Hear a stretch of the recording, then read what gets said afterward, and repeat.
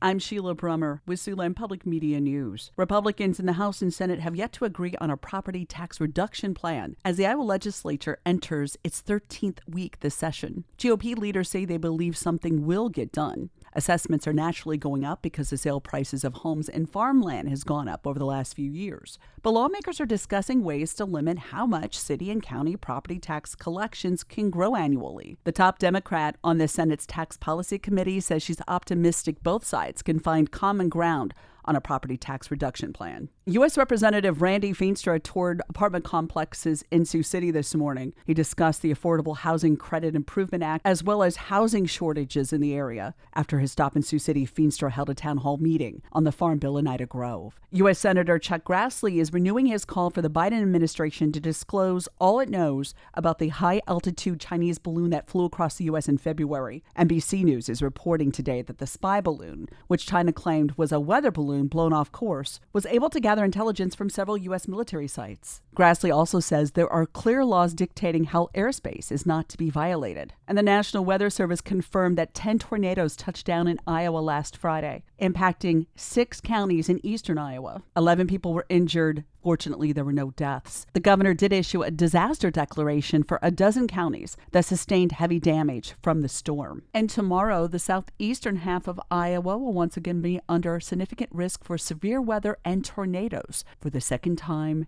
in less than a week. A Northwest Iowa hog confinement owner who has violated state regulations more than 24 times was recently fined $10,000 for spills from one of his facilities, according to the Iowa Department of Natural Resources.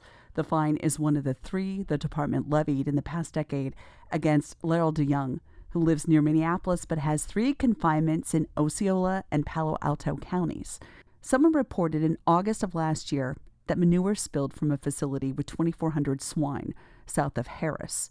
The DNR requires such spills be reported as soon as possible, but not more than 6 hours after they were discovered. The Iowa Capitol Dispatch reports one of the managers for the facility later told the DNR that about 150,000 gallons of manure had been pumped from a large storage pit to keep it from overflowing again, but the manure was applied to a field that is not part of the facility's management plan. Those plans exist to prevent too much manure application, which increases the likelihood of waterway pollution from nutrients such as nitrate.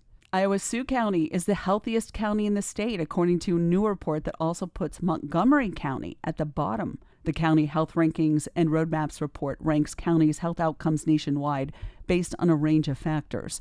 This year's report focuses on civic health, looking at things like civic infrastructure and voter turnout.